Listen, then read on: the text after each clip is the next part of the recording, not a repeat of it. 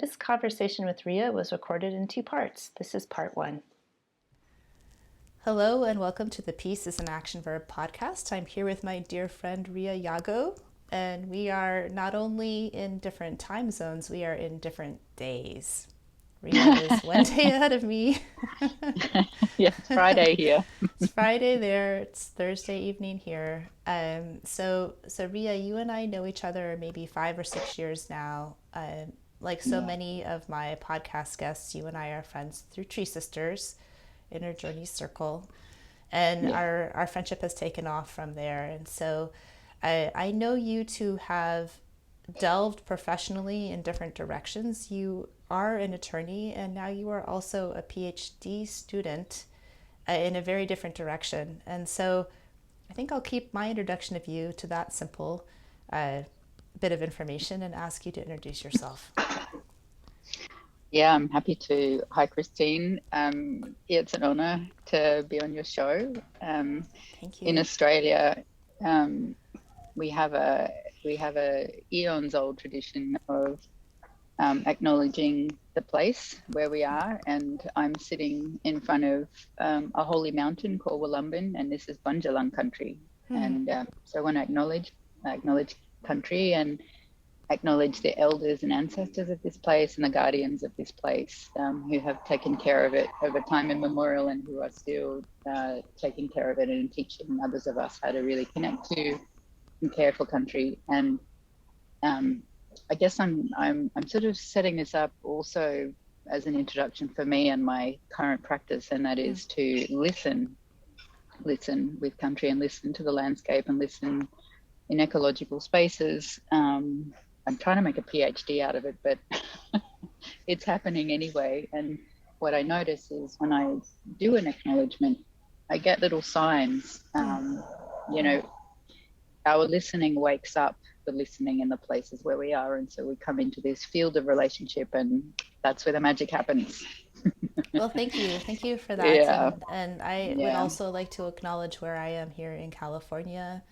And I believe the name of the peoples that were here before us were the Mi'kmaq, although I could have that inaccurately stated, although you do feel that we are not the first ones here and that there's an importance of that.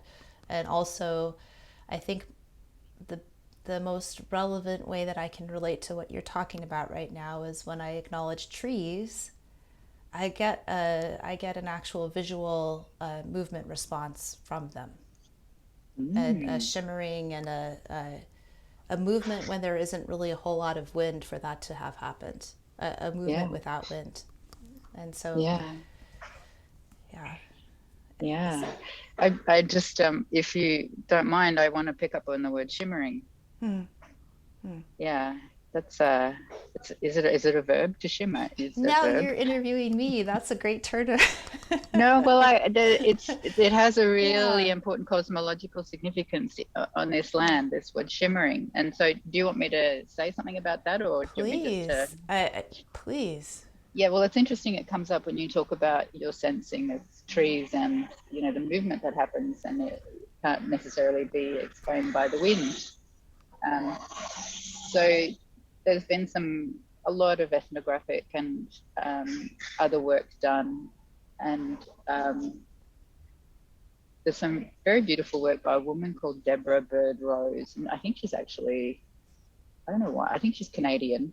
She lived in Australia for a long time, and she is of this place now and has passed here. But in her work with Indigenous elders, she worked with an elder called Uncle Jimmy, and he told her about this concept of shimmering. Um, Shimmering is a quality of place. It's a sensing of place where we notice, that it's the play of the light on the leaves. It's a kind of a movement, a sense.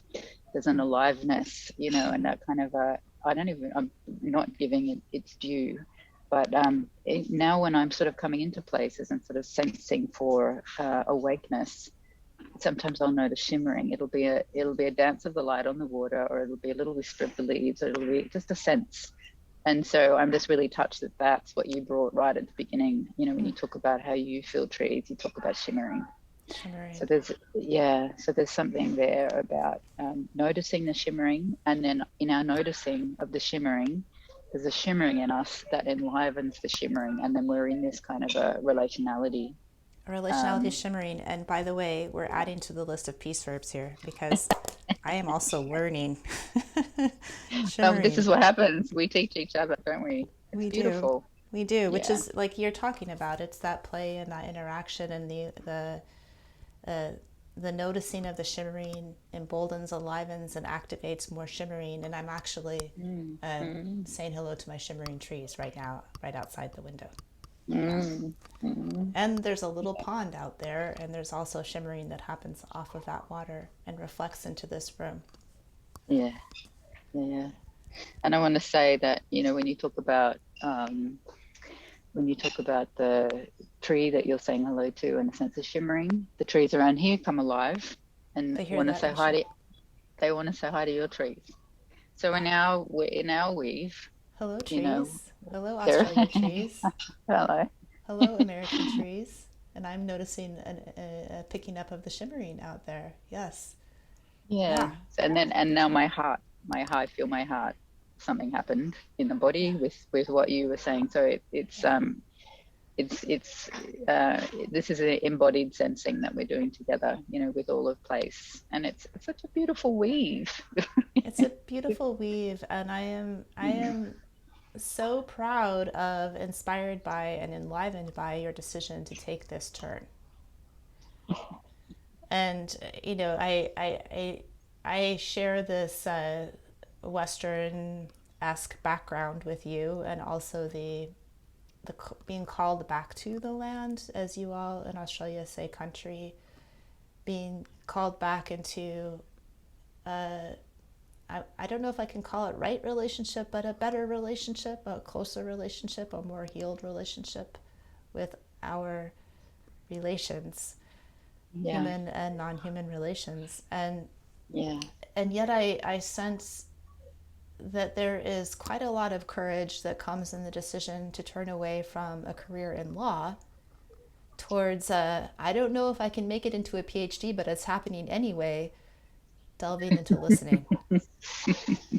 The courage in that. well, it's I think life, when we're paying attention, or even when we're not paying attention, or maybe particularly when we're not paying attention, life life insists on certain things. And I think if we pay attention to its request, we can answer in different ways. And and you remember that time of, I went through a time of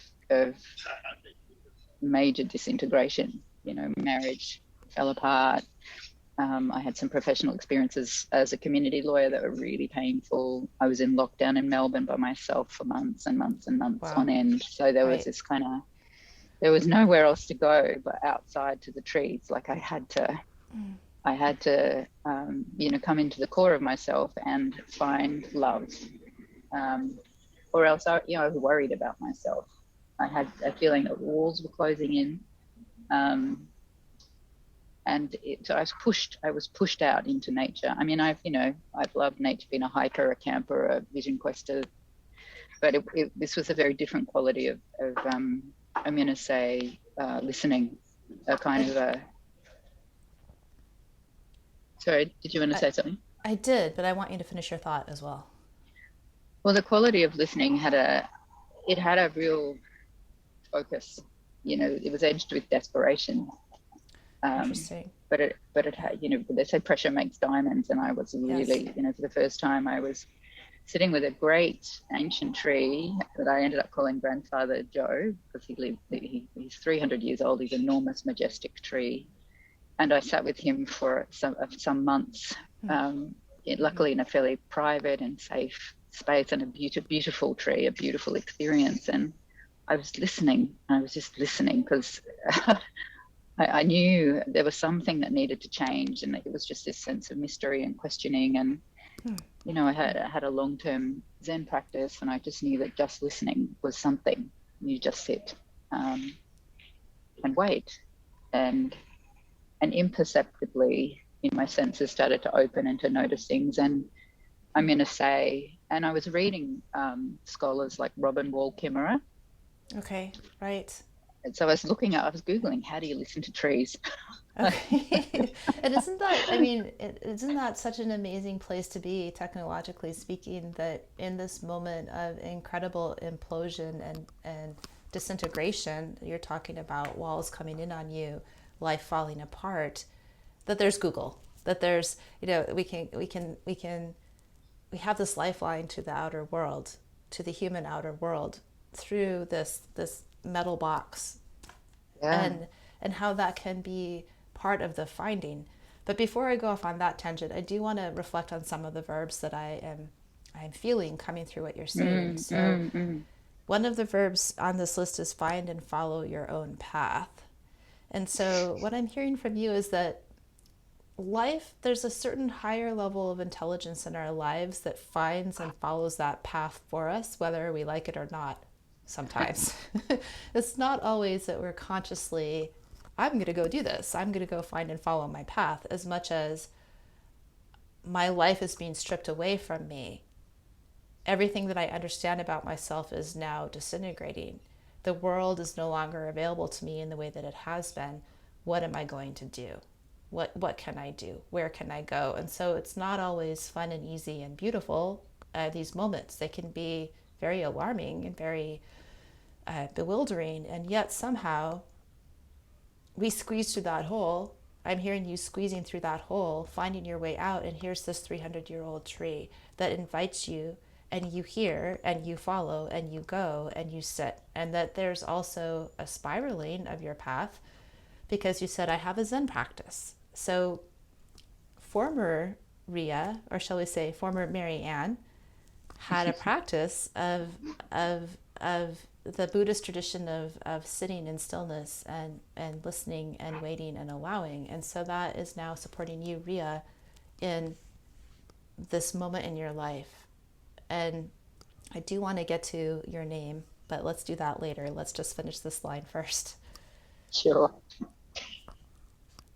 Yeah, I think there's a couple of things I'd say there, but it presses on me to sort of pick up a point about, we go to Google to learn how to sit with trees, and, the Yeah. new ways and the old ways coming Yeah. together. And there's a song coming through me on exactly this point, and it surprised me. And it came a couple of mornings ago, and I got up and I need to sing to the day, and I just started playing some chords on the guitar, and this beginning of a song came, and it was new day dawning quietly, new ways meeting old, new day sweetest awakening, open my sleeping eyes.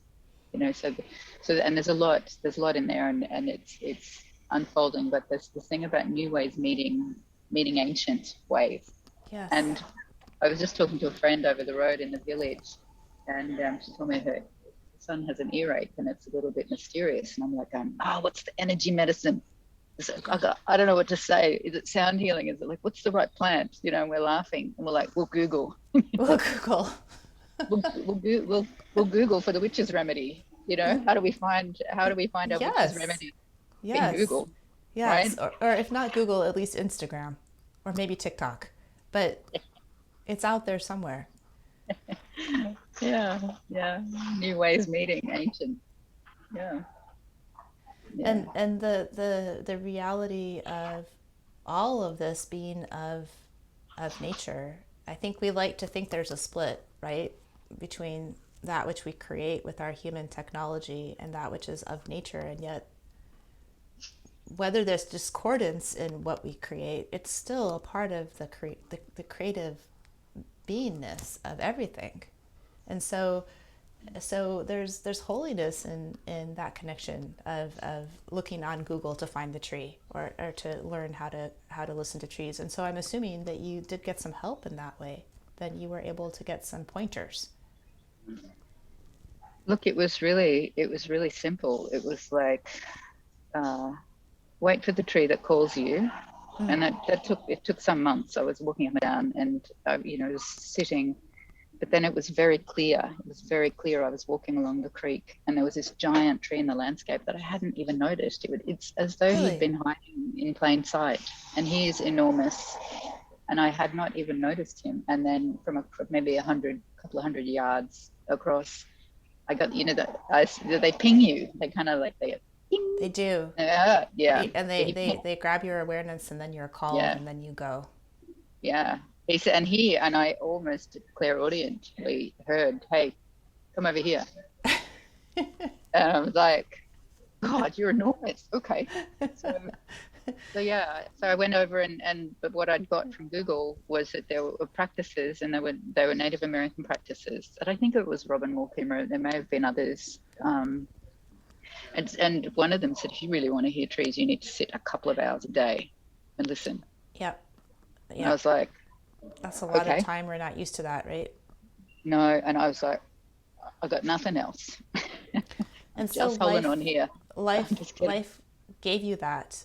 Yeah, What it gave felt me the like a chance. stripping bear and what felt like a I don't know if I'm going to make it. I don't know what to do. All of a sudden there was plenty of time for sitting with trees. Yeah, yeah, yeah. Yeah. And I understood that. I understood that. And I knew that I would make it. But I had this dream. I could just sense myself sitting outside for 5 years. I don't know where that came from. And I heard you saying earlier, sometimes these things are difficult. It's sometimes it's not I'm going to do this. It's just that life's gonna do what it's going to do, and I'm going to hang on for dear life and keep breathing. I think it's both things. And what I also sense, and I've been sitting with this giant fig tree because it's been a few months actually since I was sitting regularly with trees, and I've just moved into this great little place with a massive fig out the back with these enormous buttresses, and there's this place where the tree said to me, "Come and sit here." Oh goodness. Like, okay. And I almost feel like in that the way that you just talked with your whole body about that, like you get to be the elf or the gnome. It's not even just like Rhea, but it's like you either get to be the 5-year-old kid Oh yeah. or the fairy nymph elf gnome sitting quietly, almost mischievously hiding in the buttress. I don't know. That's what it felt Yeah, like. no, it's really interesting because I find that the elfin quality, the fairy quality, the mischievous one, Yeah. really comes out when you're hanging out with trees. Like you get into the little kind of, yeah, this little kind of mischief. It's a playfulness, but kind of a like with a little piece of practical joke playing almost. Is it? Yeah, I think it's a kind of a disruption of a logical way of being. It's like a return to that naif kind of archetype, which is so not cutting through it. The naif archetype just scrambles um, logic and just allows the senses to go um, to you know follow themselves through rather than being sort of boxed So, in. so I have this image in my mind when you're saying this of finding the magical hole, the portal that opens up at the base of the tree. That if you had been in your logical mind, would actually be invisible in the kind of way that you didn't see the 300-year-old tree where you had been walking many times before, and then all of a sudden, hello, here, not only here he is, but hey, you're hearing him calling to you. And so quite just I get a sense that reality has many layers that we don't always allow ourselves or maybe are allowed to perceive, and yet we have these invitations and these moments and these places that can allow for us to experience something differently. Gosh, yeah, there's so much in that. And when I first met this tree and noticed this place and felt it was calling me to sit there, in arriving at this place to live, this cabin, I decided that I've become much more aware of sort of waking up elemental forces and just really engaging with them. So I thought, well, I'll walk the area, and I'll do offerings in each of the directions. And I thought, what does Fig want? And so I thought maybe a bucket of water. So I carried a bucket of water, and I sensed into, and I knew exactly where to tip this bucket of water. And I felt the tree go, ah, Like I felt the Yeah. tree receiving the cold Yeah. water, and Yeah. just really, really liking that. Yeah. And so can I stop you for a moment there, because Yeah, there's a verb of reciprocity. Well, reciprocity is a noun, but to practice reciprocity, to know that you're going to be coming to Fig for a gift yeah, and a teaching, and before you do that, to say, "Hey Fig, what can I bring?" And yeah, Fig yeah, tells you, and then you follow through. And how humbling that is as a human being who maybe not be so practiced in that. Like, I'm just thinking of myself, that I have similar questions that I ask trees. You're about to give me your fruit. How might I be? How might I express reciprocity to you? And then get quiet and see if I can hear an answer, and then see if I can follow through on that. So there's a verb there. There's a piece verb there. yeah, yeah. Reciprocity, and I think generosity and offering, and also Offering. it invokes it calls the magic out. And Oh. it was funny because after I did this, and then the first night that was the first day I got there, and the first night, which was only 3 nights ago that I slept in this cabin. There's a practice, that's recommended by an Aboriginal teacher called Bill Nagy, and he died some decades ago, but he would talk. I was reading his book, and if listeners want to look for his book, it's called Story About Feeling, which is really about coming into your feeling body and hearing the landscape, through the sensing feeling body. And he recommends sleeping underneath trees and talking. And he was saying how tree will give you a dream, if you're really paying attention. Anyway, so I've offered the water, invoked the tree without realizing what I was really doing. And then that night I had a dream, a very powerful dream about my singing and the research, and how my song with country, these songs I'm writing with country, are really where I had to trust my voice. It's this thing about songs that I'm asking country, what's your song? And country's saying to me, what's your song? What if, And well, just like you were saying, you notice the shimmering, the trees notice you noticing the shimmering, and now everyone is shimmering together. And so they want to know what your song is. And and the next morning, the line that came, and it's the second part of that, the song that I just mentioned before. The second part of that was old man, big tree, reaching to the sky, bringing deepest wisdom, bless my dreams tonight. And that's when I knew that the tree had given me the dream about the song, yeah, because yeah. he was telling me that he had blessed my dream, and also he was telling me, ask me to bless your dreams and I'll keep dreaming with you. And it was, oh, okay. Okay. And so there's like I love the juxtaposition between the concept of a PhD and your actual embodied experience, which is a lot more like newbie, beginner, little kid. Oh, And the beauty of that, to say, I'm going to give this the time and attention and delving that our world would say, that looks like a PhD, right? The amount of time and energy and repetition and practice and exploration and documentation and repetition, and bringing that body of work to an audience, like, that's PhD business. But then what you're really saying is, and so I listened and I asked and I tried and I received a blessing, and then I was invited, and then I said okay. And so it's like this, it's a much more innocent and simple thing that's happening. it's so innocent and it's so simple. And yeah, it's first principles, to use a legal term. It's right back to the heart. It's about the Yeah. heart and what you sense in the heart, and coming into that heart connection, with the place around you and the beings around you, you know. And Yeah. to be in so and to be in the heart in these listening experiences, and you're holding your physical heart and saying that, are there other parts of your body that are also activated? Are you finding that besides being in your heart, are there other chakras or limbs or, hair? Like, is there anything else that you are noticing that's grabbing your attention? Funny you should mention hair. I have this image growing in me of me with really long hair, and I this is about the longest I've ever had my hair. Yeah. But I have this wish to have really long hair at the moment, and I imagine I understand that we sense, you know, this is one of our sensing organs, and I think that's why, like, there's this thing in me about just let it grow. You need to, activate everything, and this is one of the sensing organs.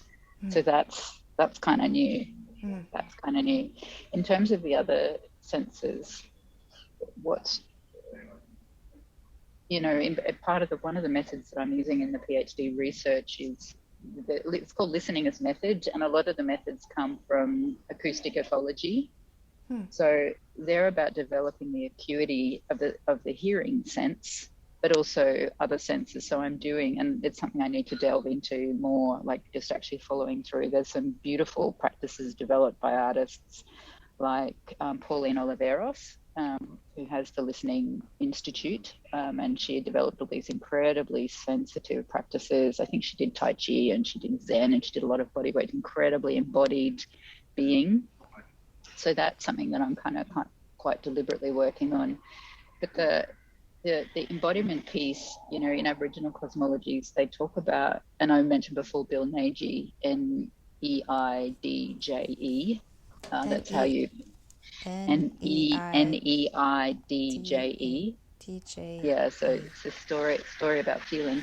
He talks about feeling. We feel in our body the communication from outside, and so that's the sense that I think I'm most sort of connected with when I'm listening to country, is I'm actually feeling inside for what's outside, if that makes sense. And suddenly, in Bill's book, he talks about eagle, you know, fly over, and you feel him inside, and and as you say, you practice these things and you practice these things, and then you get these knowings and this acuity, I guess, to use that word again. You just get better at it because you you You do it more and more. you're setting Yeah, intention and you're coming back to it again and again as a practice, yeah, and yeah. that You sharpens the skill set. It does, and you notice that when you're deliberately um, practicing sensing country, in meditation practice, you might keep returning to the breath as the object of meditation. When you keep sensing with country, you notice that your awareness keeps returning to the beings around you, the natural environment around you. And for me, it's this mountain. I'm noticing that my awareness is starting to turn continually to this holy mountain, who I think has some things to say, but I'm not sure. Well, I am Oh, sure, but no doubt the mountain has some yeah. things to say. I wonder if what you're not sure Yeah. about is when you're going to be called for that listening experience and journey Well, and role. to be honest, I have been, and I'm also the bit that surprised me is there are some beings that I've started connecting with really deeply in the landscape who do not want to be outed, who do not want Fair enough. who do not want this to be talked about. And one piece I've sometimes wondered is if, like, we need to normalize this stuff in our culture, and just really bring it into the vernacular that we have these communications and whatever. And so, but what Right. I'm hearing is just Slow down. careful here. Yeah, it's not necessarily the way to sort of start flooding our culture with different ideas, and maybe that's true, but it just feels like it's going to be a little more underground, a little more mycelial. Yeah, so So, in listening to you, I started returning to your name and the connection to rivers, and thinking. I started feeling and thinking right now of the idea of modulating the flow of water, and you talked about underground and mycelia. I'm thinking groundwater. I'm thinking slow, dispersed, moving through the rock and the soil and the sand and the fractures, quietly, deeply, rather than maybe a hose, a garden hose, or um, or an irrigation canal, which might be a lot of water all at once.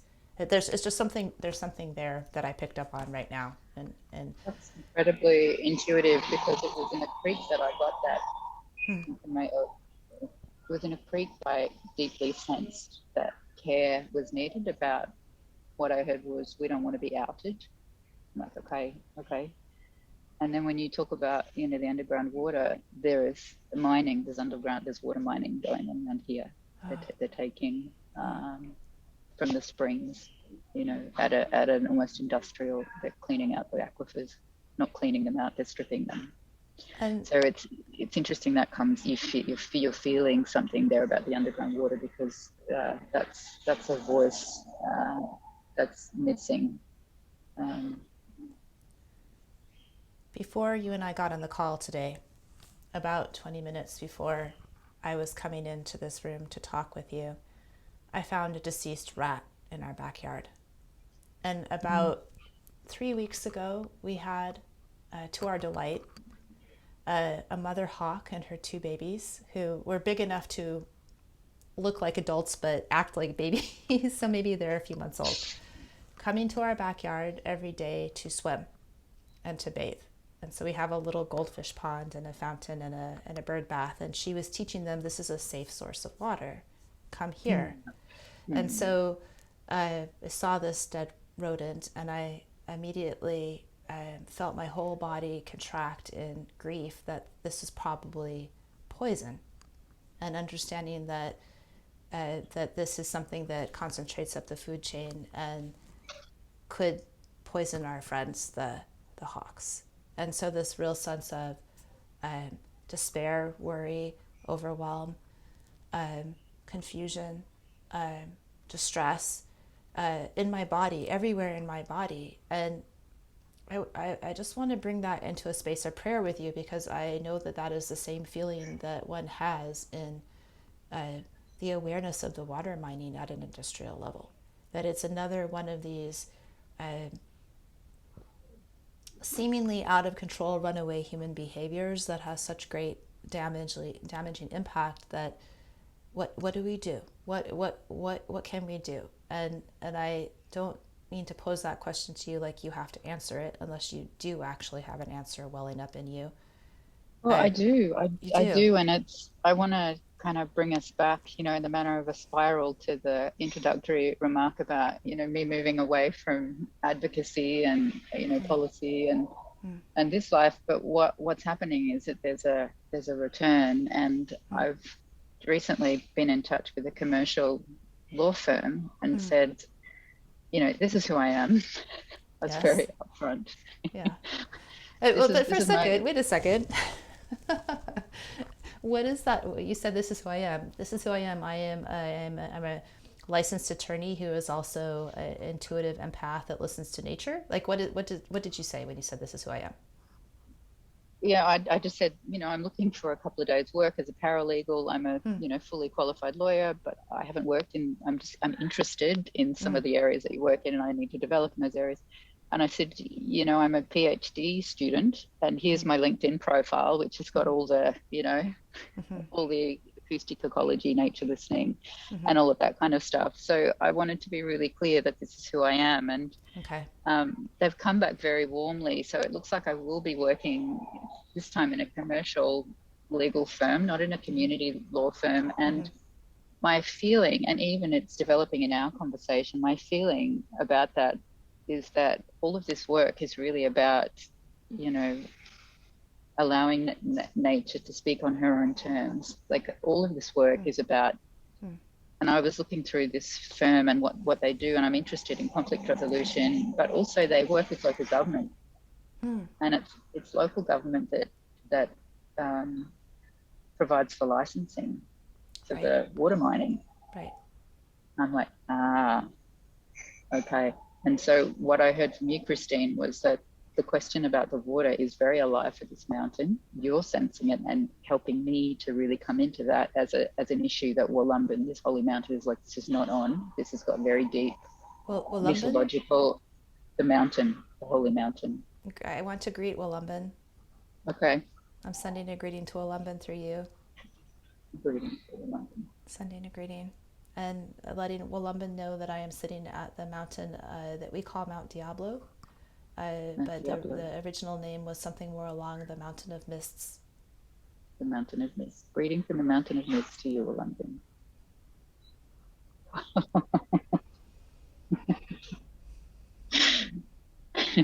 I feel like they're all friends. Of course they are. Like massive, beautiful, amazing. Well, Mount Diablo is the only one around. Mount Diablo is a massive mountain, an ecosystem into itself, and there's no other mountain around. Just like this one. And this one is remnant. This one is remnant Gondwana land forest, which is original forest. Wow. And yeah, Wow. it sounds like these two mountains. Yeah, I'm glad to be saying hello. Yes. That's beautiful, Christine. Thank you for that. Thank you. Thank you so much.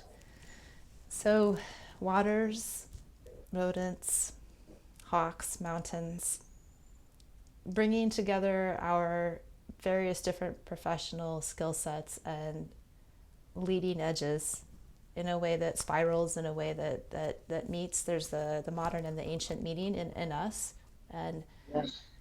and allowing for that and trusting that and being open. So I think another thing that I'm hearing you do is allow for the spiraling. I think we can have an expectation in our mind of there being a linearity to growth. So you could say, I left that behind. I'm not open to going back in that direction. And yet you are sensing, you are allowing yourself to listen and sense not only to country, which I am hearing is informing you in this path, but also to your inner calling, your inner stirrings, your inner where the energy is, where you're feeling energized, where you're feeling like there's my solar plexus is getting activated. That you have the will and the oomph. I don't know how else to say.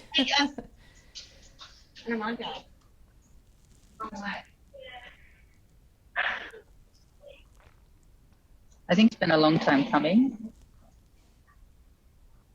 And I think that, those places in your life that can feel most painful. I've got a friend who says you find in the pit, you find your purpose. Mm, mm, And yeah, yeah. And that, I think it's the nature of our lives that we are on these kind of cyclical heroes journeys, where we kind of really are at our edge, and just the very thing that we don't want to happen happens. And then, we meet someone who breaks us out of our shell, mm, either they kick us up the bum or they hold our hand or whatever. And suddenly we're shedding skin, and then we're in places we never imagined. And the letting mm, go can mm, have been excruciating. mm, And yet, there's a, it's a human story. Like, it happens over and over. And I think that you know, engaging with it in a way that's patient and deep and accepting, is some kind of ideal. Because for me, I was kicking and screaming for. Well, I mean, isn't it fair that we go through that, right? Which one of us could say, I took it totally in stride when life fell apart? I was cool as a cucumber. Like, no, right? That's not how Yeah, it I goes. mean, I might have been practicing. I accept, but Yeah, I was also saying, I don't fucking accept. Like, yeah, ouch, yeah, ouch. Yeah, yeah. Which is yeah, part of grieving, which is also on my list here of peace verbs. Grieving. To grieve is to also yeah. express the anger, to express the hurt, to fight it, to struggle with it. And you added to the list before our conversation today, make mistakes. Yeah. How is that a peace verb? Well, I think there's a saying in Zen, that life it's the 10,000 mistakes. It's one continual mistake, Hmm. and and coming into a relationship with one's own failure and mistake and Hmm. all of those Hmm. things that aren't what we think should have happened, you know, I had such what I thought was a most terrible failure a couple of years ago in a professional setting where I was performance managed out of a job, and Oh, that I, is, I it was to cut me to the quick. Like yes. it was, Yeah. but and there's a whole story with that and a dynamic going on. But I learned I wasn't listening. Like I was missing whole pieces. I wasn't listening in the way that I needed to understand what was going on. And So there's, yeah, so sorry, what? just before, I need to interrupt you Yeah, really briefly. yeah, So in that verb of making a mistake or your perceived mistake or the perceived yeah. failure, there was a development of awareness. So this other piece verb sneaks in and there's a reflection. You reflected looking back and realized, oh, I wasn't aware, I wasn't paying attention. And so there's this broadening of your awareness. Yes, and I wasn't paying attention to the particular human dynamics there, but there was a deeper piece I wasn't able to connect to until that catalyzed, that so-called mistake and failure catalyzed, the much deeper work that I've been called into. And but for that very humiliating, painful, excoriating experience, I would have stayed stuck, to be honest with you, having this, you know, okay income, doing work that was meaningful. I was getting recognition. I was in this Right, kind of I'm a helpful lawyer right, person, right. who's this and that. And I didn't want to let it go. I didn't want to let it go. Who was I going to be if I wasn't that? I was And so, scared. how much we put our sense of security into a sense of being recognized Yeah. and Yeah. given some kind of status. And so, Yeah. here your higher self and life force is pushing you through a door that you would have not pushed yourself through at your lower level of perception. I wasn't going there for anything Yeah. until this happened. Until So this it happened, and I pushed you had right on out. it just cracked it open, and I had a great therapist, Grant, and I said to him, I don't want to be somebody, and he said, you just have to be you. And what a remarkable, delightful miracle that is to be you. And so you're talking about country asking you, Ria, what's your song? Yeah, yeah, I am, and we're asking each other, we're asking each other and finding out together. Yeah, I just had this dog come over to say hello, just patting Hello, this dog. beautiful dog. And the doggies come over for a pat, just as we're in this question about, what's our song together with country, with all the creatures of country and in all the ways that country expresses country self. Yeah. Thanks, doggy. He's gone now. Hi, doggy. Would you be called to share with us the journey of your choice of name? Yes, yes, I would. So after my marriage ended, maybe a year later, I took 4 months off of the job that I have just been talking about. And I went on a road trip for 4 months up the east coast of Australia. And it was a really incredible time for me. I was just kind of following my nose with my car and sometimes sleeping in the back of the car, and folded down. And it was really great and cool and going to festivals and doing this and that. And I was driving kind of long distances and a lot of, what road trips are for. It's just time to drop in and hear yourself. Um, and, So and there's something about going away. There's something about traveling and seeing different places and the quietude of the road, and then yeah, interspersed with the joyous noise of the festivals. I'm yeah, just trying to chronicle what this is like. So yeah, yeah. Well, so it's mysterious to me too. And but I was swimming in rivers a lot, and I remember um, I went into ceremony. I went to ceremony with a medicine plant, and it wasn't the plant I thought it was going to be there. It was a different one, which somehow seemed significant. I'm not sure why, but it was a did kind of a someone else there was make a that choice for you? Was this a well, ceremony I, held by I'm others, or you yeah. found the So I plant?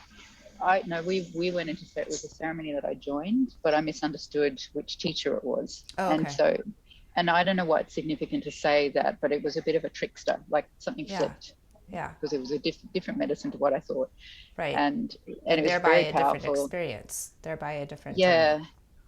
Yeah, yeah. And what I heard in the early morning when I was just questioning deeper, was like, who am I? And it was, I could hear that there was a waterfall nearby, and it was like, we're drying up, you know. And I was like, God, I'm an advocate for this waterfall. And You're I was like, drying up. well, Yeah. you know, it was all the Yeah. water mining, Yeah. and this was around the time of the fires. This was just after the big fires of Right. I don't remember the year, um, but we all remember the news.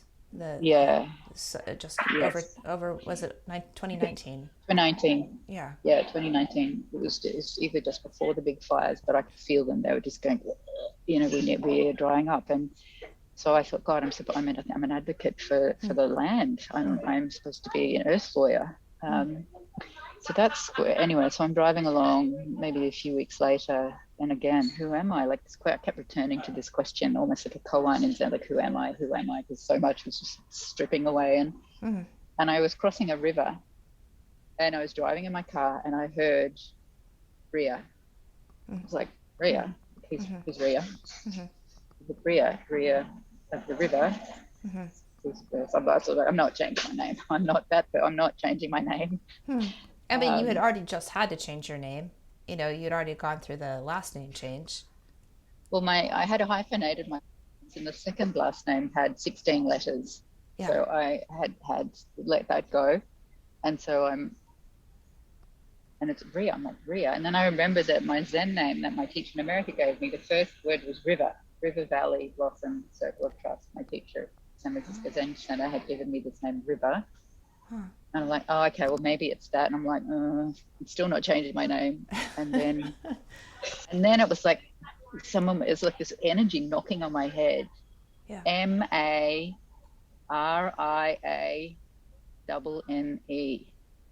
Marianne. The essence of Marianne is Ria. Yeah. Now, you know, come Yeah. into this. Come into this. Yeah. And I was like, oh, looks like I'm shedding some of the letters of my name and I'm just going into the middle three. Right. And when I understood that, I said, I accept. So that's how the name change came. And it was really interesting because my dad was a scholar of Greek mythology. He loved it, you know, and my mother, you're not changing your name. You're Marianne, you're not Ria. And I was like, hey, Mum. Dad, he's like, hello, Ria. My dad just got it, and I said, "Oh, you're okay with it?" And he said, "Ria's the mother of Zeus, darling." He said Ria is the mother of Zeus. Mm. I didn't know that. Wow. Different spelling, but and I was like, "Okay, let's So your dad whoever was the allies still are." your dad was still alive when you made the name change. Yeah. And He died not long after. how profound Yeah. that one of your parents who birthed you Yeah. recognized, saw, and blessed that decision. Yes. Yeah, that was profound for me. It was profound. It was like he could see me. He could see me, and I didn't always feel like that about my dad, but he could see this, and he was backing it. He really loved it. Yeah, it was lovely. I remember when I saw that you had switched names, I also immediately recognized how perfect it felt. Yeah. Yeah, thank you. You're welcome. Yeah, I remember you accepting it in that way, and I appreciate that. Others can really struggle and can try to insist on, you know, a sense they have of you that you should carry on with that idea they have of you, and it can be really confronting for them. And insisting gently is part of the transition. And I mean, you went through a name change. So many of our human family are going through sex changes, and how profound and often as a result name changes, and just thinking about how you're talking about gently reminding, gently setting boundaries, gently pushing people towards accepting your name. I'm just thinking, wow. I'm holding out my arms for a hug to those who are experiencing that at even that deeper level. Yeah. And sometimes not gently insisting. Sometimes this is my fucking name. Right. Sometimes it needs, The I am boundary. Right. holding this, and Right. Right. it's not negotiable. This is who I am.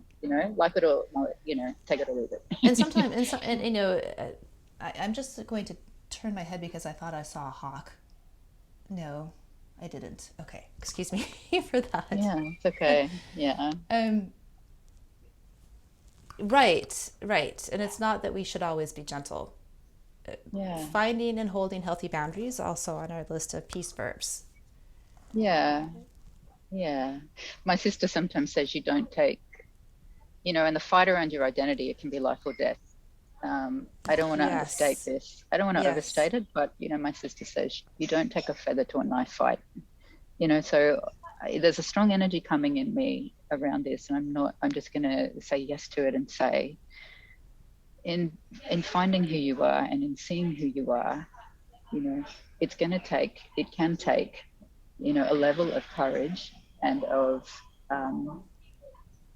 self acceptance and prayer and insisting, when others are not accepting, the level of energy it can take to insist on who you are. Like, it's not to be underestimated. It can be really big work.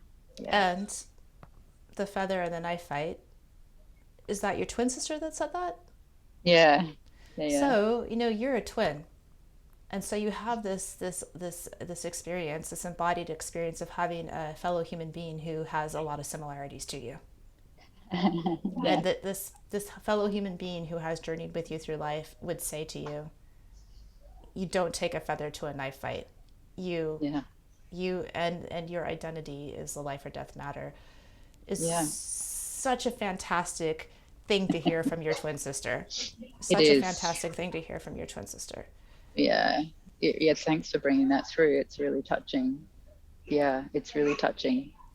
And Yeah. furthermore, also I feel is related to your friends in countries saying we do not want to be outed, because there's something Yeah. about their true identity that I believe they also understand the concept of the knife fight and the feather and the timing of it, the timing of that because in this world where there is still a lot of asleep people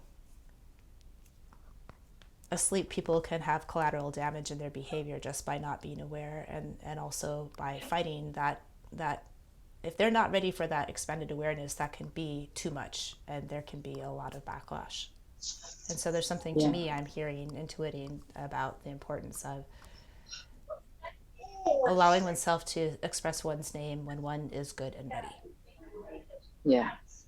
Yeah. Yeah. Wow. There's a lot in what you said that's really landing in me.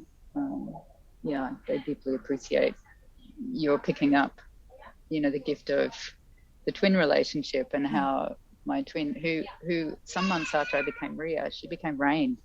She did? Oh, I'm Uh, sorry. I didn't mean to shout at you. no, I'm just so no, excited about that. I know, Wow. I know, Ria and Rain, and some were saying, God, that's just like your name, and I like, we have the same DNA.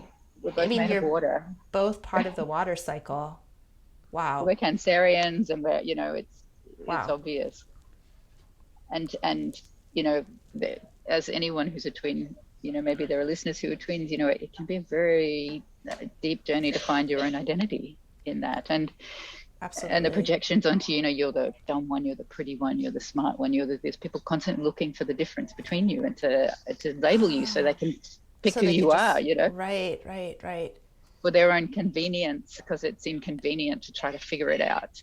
And And I what a understand that, damage but that we, what a damage to the soul to be yeah, nitpicked like that simply to be discernible.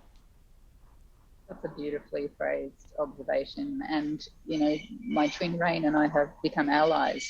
We've become allies in this, and so I feel like you're picking up on the strength of that allyship, and saying, Please just tell saying, tell yeah, Rain yeah. lots and lots of hello from me.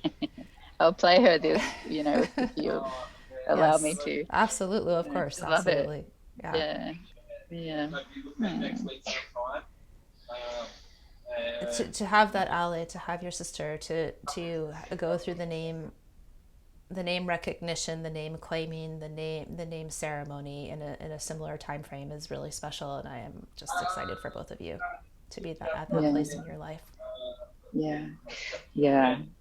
There's another piece that's coming around the name change, and you were bringing up the question around, changing your sex or gender or, different identities. And for me, part of becoming Ria was becoming, you know, becoming a place again, becoming a being, an ancestral being. Um, yeah, To saying yes to country, to claiming yeah, hearthright, birthright, connection, yeah, in yeah. a way that I am river. you are a I'm of river. the river. I'm the river too. We're all of it. And saying I'm Ria. Um, And yeah, for the river, so you were driving across the river, and the river said to you, that the river actually called to you, and that it's so healing. It's so dear. It's so tender, and and I'm proud of you. I'm proud of you for recognizing and allowing yourself to have that. And I think that those of us who are of European descent living on other places, it's very hard to find that. It's very hard to allow ourselves that. It's very hard to accept the embrace of that. And I remember coming home from the second day of a undoing racism workshop in Oakland, California, and feeling like I was unworthy of being yeah, yeah, just as one of my tribe. And I came up our driveway, and Nectarine Tree said, "Wait a minute, let me give you a hug." And Nectarine Tree said, "You are a child of the universe, like any star is a child of the universe." And I had this deep relaxation and profound gratitude in that moment, while still holding the both end of this, the trauma and the responsibility and the overwhelm, and also the being of place. yeah, yeah. We all belong. We do. Mm. We do. And so you're I also want to ask you about, and it's such a beautiful connection. You're in Australia. You are listening to country, and I hear of, and I don't really know much about, but I hear of the concept of song lines, and that being very important in dream time. And these two, you've mentioned song and you've mentioned dreams. And is there something there? Is that part of this? Oh, there's so much there. It's first of all, I feel a little tender in talking about these subjects that are, come from indigenous cosmologies from this place, because I cannot do justice to them Oh, at all, sure, sure. So even though. maybe coming from a But place of, what I could say is I've just written a book review. I've just written a book review about about a book called Song Spirals, which was written by the elders of the Yolnu people. Now, the Yolnu are incredible artists. I don't know if you've ever heard of a song called Treaty, the Yunupingu family. Like, they're just incredible artists. And Gurumul, who died recently, was from that group. So there's just incredible Indigenous artistry and depth of knowing and strength in law and culture. And so their work, for listeners who really want to understand deeply, what songlines are, which are essentially, land holds memory, and songlines are sung. They're sung and they belong in place, and they actually activate things. They actually bring things to life in place and in the person. And there are whole levels of it, but at its very, very simplest, it's a way for people use them as a map to get from here to there. They're singing as they're going, and then they know that there's a waterhole behind that place because it's in a tree, it's in a song. And they're also used ceremonially. And from what and this book, which is called Song Spirals, if people want to have a look at it, there's an explanation of the stories and how they allow the accessing of altered states. And the neuroscience is showing that particular practices actually activate different parts of the brain, and they're traveling Yeah. to sky country, they're traveling in ways that are kind of beyond our imagining. So all I can say is that the indigenous cosmologies of this place are mysterious, and they've been very well guarded for very good reason, and and they don't want to be outed. And so I So want to also say a very tender yeah. thank you to them and to you for putting you on the spot in that way, because I don't mean to be disrespectful or infringing on boundaries. And I'm sure if you had asked me a similar question to represent Native American knowingness, I would have said, I can't do that. I'm not qualified. That's not me. I can't do that. So, Yeah. but I ask it from a real innocent and loving place, and knowing that there's something important there to be Yeah. honored and to be recognized. Yeah. And my dear friend Megan's just arrived, so I'm gonna need to hang up. Okay, I'm really okay. sorry to interrupt us in this, but yeah. But it's just beautiful speaking with you. It's been a real honor. Thank you so much. So I will send you the recording, and we can decide if there's a part B or if this is it, and we polish it Yeah. and finish it up. Gosh, I think definitely a part B. But anyway, yeah, Okay. beautiful conversation. Yeah, Thank you, thank you so Ria. much. Thank you so Bye, much. gorgeous. Bye bye Bye. now. See you Bye. soon. Take care. Bye. Welcome back to the second part of the conversation with Ria. Hello, and welcome back to part 2 of Pieces in Action Verb podcast with Ria Jago. So, Ria, I want to say it's Ria Jago. I should have told you. oh my Ria Jago. gosh. And the funny thing is that I know you really well, and I've been pronouncing your name wrong. Isn't that funny when you see someone's Well, name in writing? we've just been always been first Jago. name, haven't we? Like Jago. Ria Jago. Jago. But I introduce Yes. myself just as Ria, and even professionally, I just say I'm Ria. Like I don't even use my last name anymore. So Okay, well, thank you for correcting me, yeah, and there we have it. yeah. So piece verb number 1 of the conversation today: let go of being perfect and right. I will let go of being perfect and Or right. open into kind of no last name. Just Oh, let go of the father's name. it, really interesting in terms of, I was just mentioning to you before we started the recording, because we realized we were starting to talk already about topics that were part of this overall conversation. Yeah, two interviews it's up. ago, 2 interviews ago, Claire Adamson was saying when she goes to greet a tree, the tree asks her to fully identify herself by all of her names. So there's her name with Mm, her married name. mm. So understanding that family connection, her maiden name, understanding that family connection, and her clan name, understanding that family connection. So there's 3 sets of names that she comes with. And so we were just saying, so maybe be on the first name basis only and forget about the father. And so inside of that statement, I believe there's some kind of connection to the Yeah, lopsidedness of the patriarchy. If we're naming yeah, family by just one sex and one parent, that yeah. there's just an imbalance, like it just wants to fall over, doesn't it? If there's not that, there's the Yeah, father it's out and the of mother, balance. right? And so Yeah. So how do we put it right? how do we How do put we it put right? it right?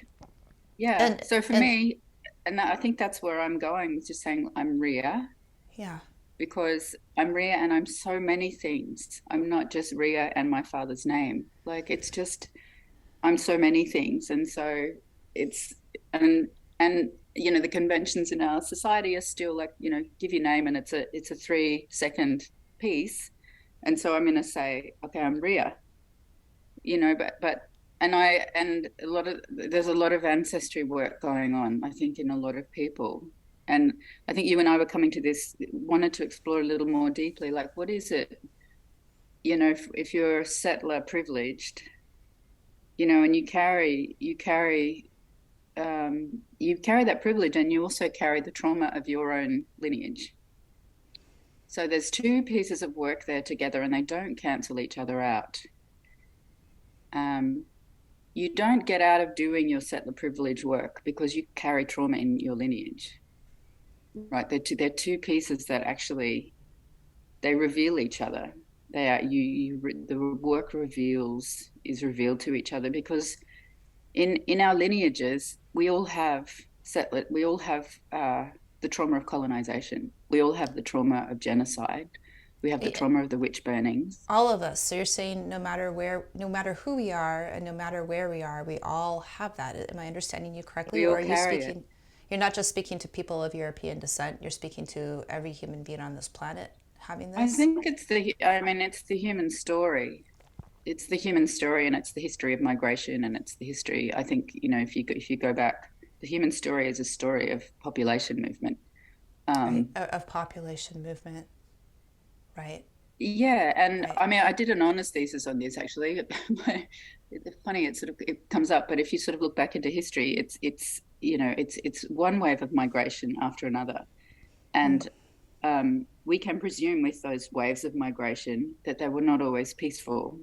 That very often there's displacement and genocide and pushing out, and the desecration and destruction of cultures. And this happened, there's some time in history, apparently around 6000 BC, that there was a turning around Mesopotamia, Sumeria, around the Nile, the headwaters of the Nile, and the delta of the Nile. There was some kind of turning around the feminine.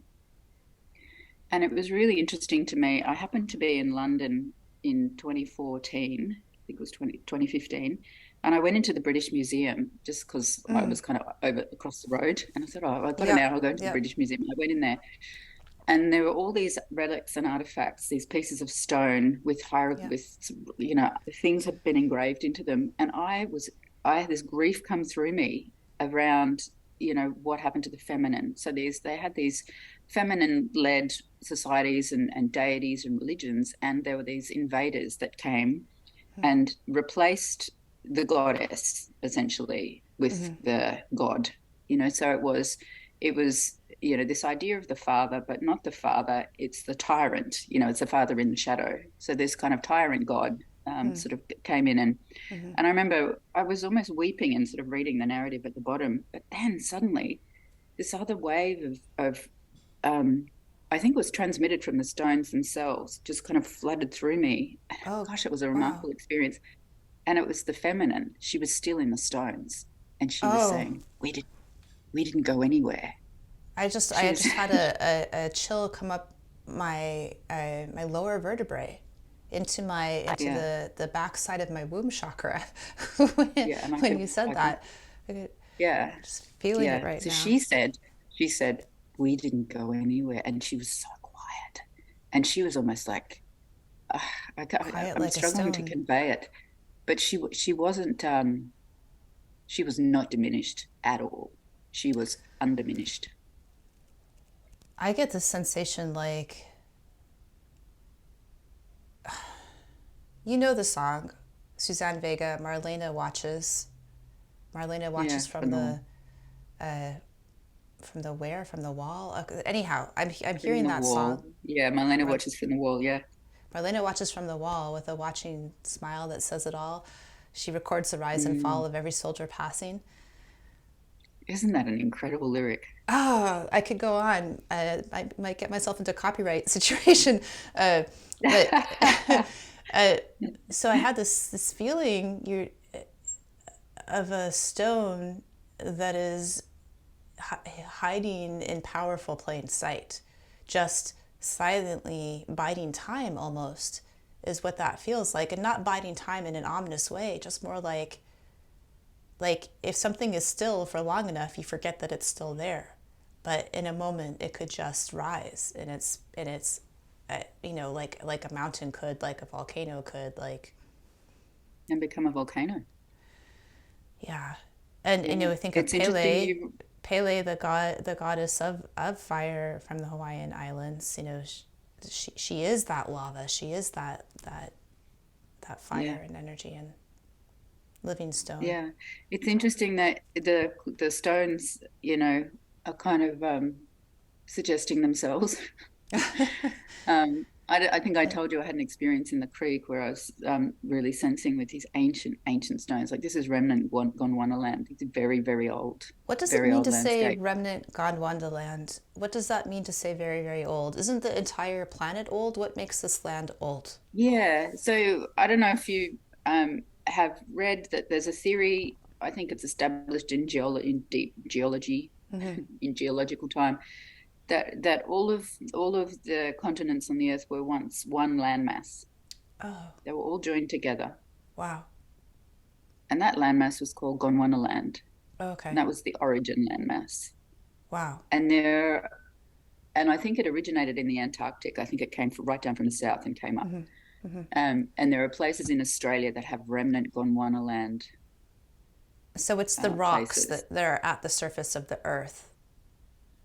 Well, there's rainforest and So there's there's species forest of as tree well. that are many thousands of years old, and Okay. they say Yeah. that I think every place has its incredible magic and its Yeah. incredible and essential sort of contribution to the creation story of the earth and of Gaia and the world we live in now. And I think the offering of Australia is it's got the oldest continuing living cultures in the world, and I've heard that in terms of it's the got some Aboriginal people. ancientness. Yeah, it's got some ancientness that is really coming alive and really starting to speak. Um, so sitting with these rocks and just sensing into these rocks and them sort of starting to tell me things, about the nature of things, and me going, oh, I've got to try and make a recording and take a photograph and write some narrative, and they very gently sort of said, we do not want to be outed. So there's We that don't theme we do again. not Yeah. And this is really, I think, important in our discussion about how to be on stolen lands. Like how do we interact with old cultures and ravaged cultures that our ancestry has, that we're in some sense complicit because we've benefited materially or in other ways.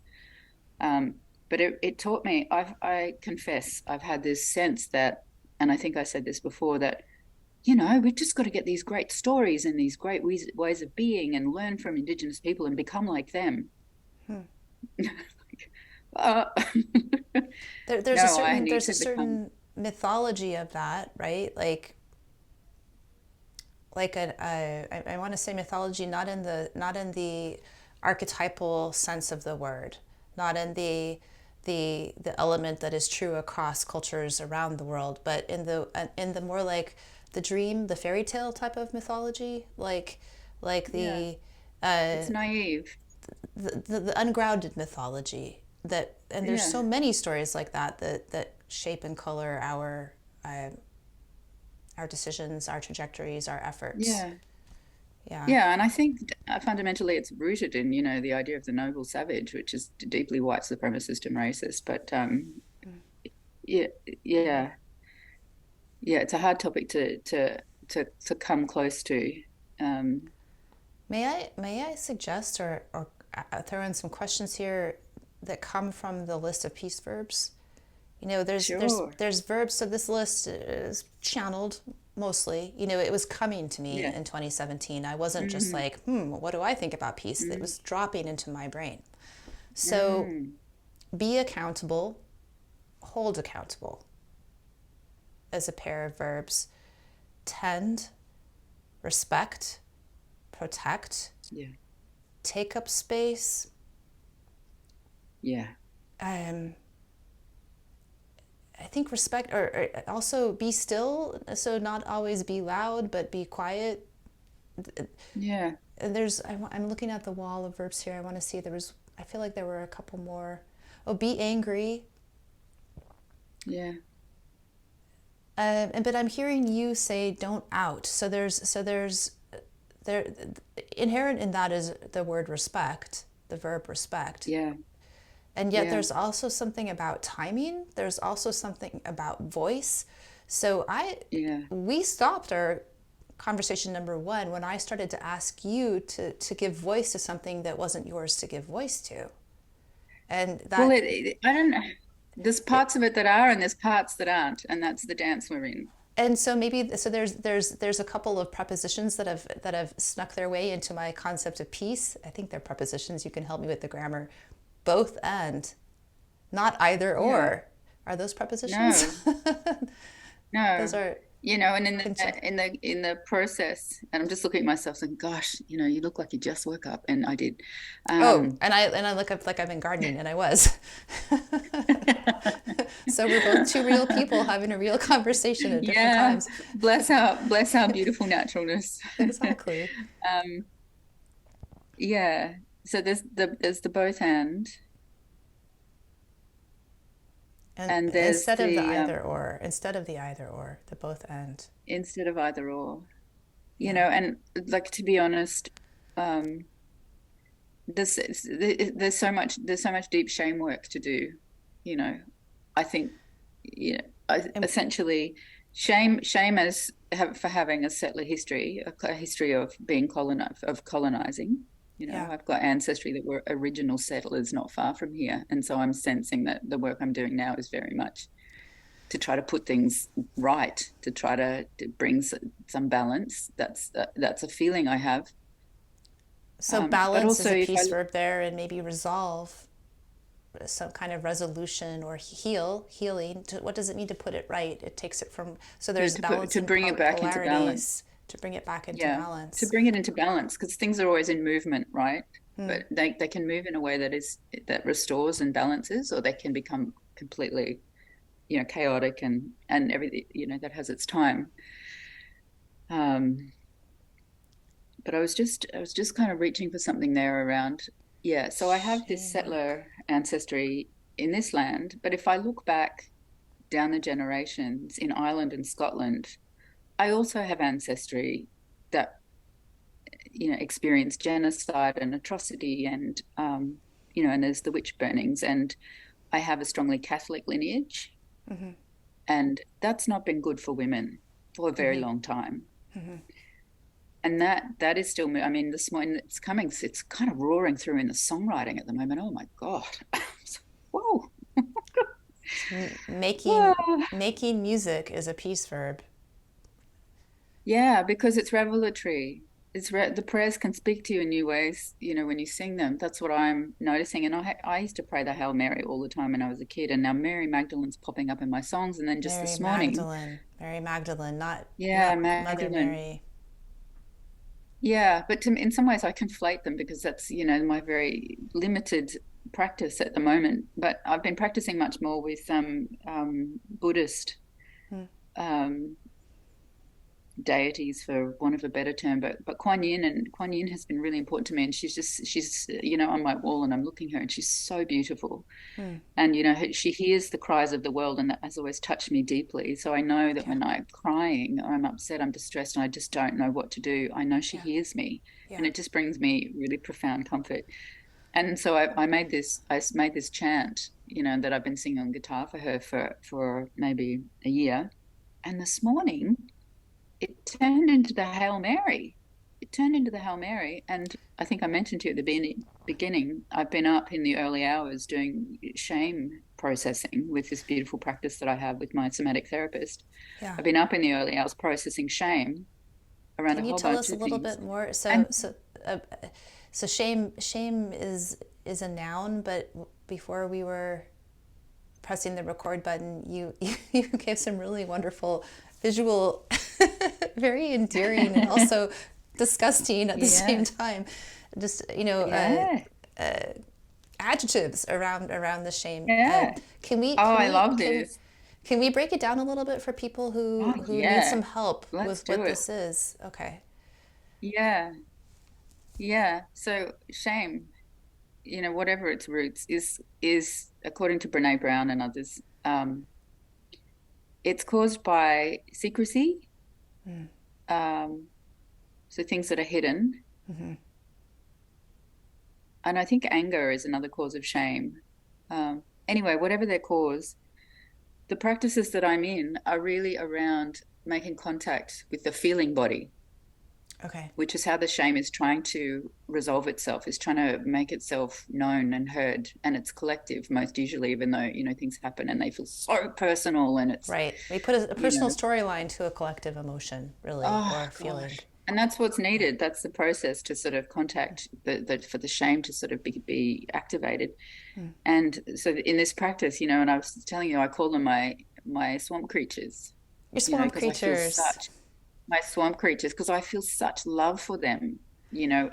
After I've been practicing, initially it's just no, I don't want But to. before It's we go off horrible. of that, so Ria, I'm Yeah, sorry, but let me interrupt you for a second because you and I have been around natural bodies of water that could be anoxic, and so we know what a swamp smells like and looks like. You know, that really yeah, oozy, dark, like it's even muddier than mud. You know, like that organic layer yeah, that doesn't get oxygen into it, and it smells really strong yeah. sulfur smell. Sulfur. Yeah, And you know, yeah. there's a sense of stagnancy. There's a sense of like, Stagnation. you know, not a lot of aquatic life can live here because there's not enough oxygen, and it's Yeah, slimy. It's really slimy. yeah. So It's a hard swamp to creature, contact. and it's also not Yeah, firm. So like if you put your hand to a swamp or to this like this yeah, anoxic ooze, it's oozy. It's not like got a yeah. like a membrane like a skin does. So I just wanted to like add to No, that imagery for people that that is haven't so actually, rich. yeah. That is so rich, and with these practices, it's sort of it's hands on the body and it's Mm, making sounds to put vibration into feeling because the feeling is it's so dense, having been pushed away and avoided, for since time immemorial, and these collective feelings that are not being met, so they're expressing themselves in really toxic ways. But in this practice, the first sometimes like the first half an hour last night, like I couldn't even go near it. Like it was so, it was really painful. And eventually it just started to quiet and I was just toning like a, and then, oh, it's mm, okay. And like I'm talking to the swamp creature now, right? mm. And then your hands on the body where you can feel on the felt sense of it and just moving slowly. And it just starts to, when it learns to trust you, So there, it learns to trust you. And so it's like a. I wonder if I can find it. I'm gonna see if I can put my camera so you can see. Do you see in the bookshelf on the far corner where there's some fuzzy-looking creatures? I don't know if you can see them. yeah, Like over yeah, I can here, see them. they're Yeah. hello friends. They're my swamp creatures. Oh, I made bless. them. I made them. They came out of my hands and some wool. Let me see if I can grab.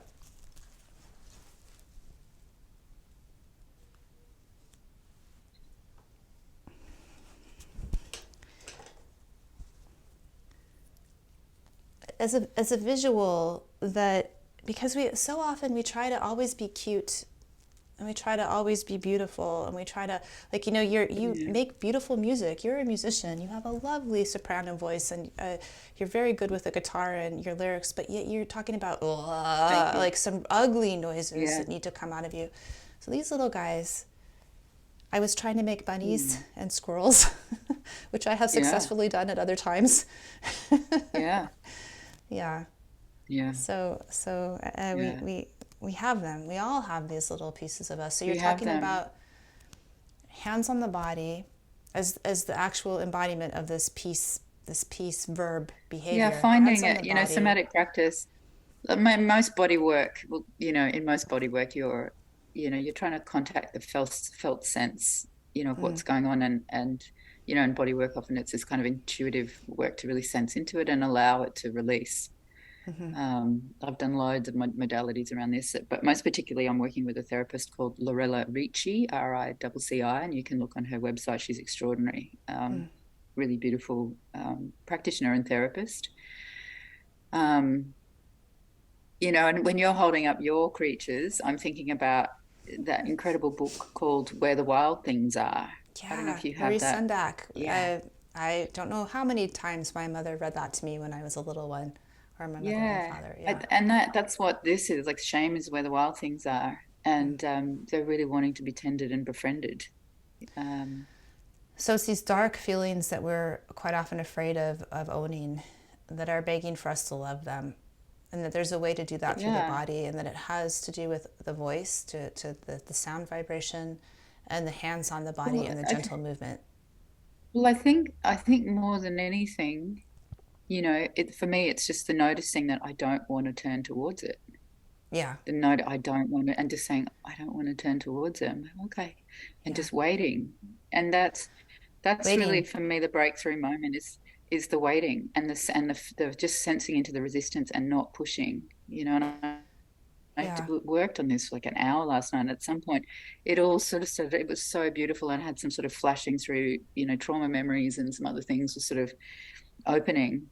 And at one point, my body went, "Enough. That's it. That's enough." I just went, "Okay." So there's And I there's knew that a listening inward yeah, that you're doing to yeah, pace yourself. There's a natural pacing of this, that it has its time and it yeah, has its quantity in terms of what needs to yeah, release now, and then when that session is yeah, finished, you know. yeah. And so I've woken up this morning and I was singing and I was sitting as I do every morning and then singing again and I wept.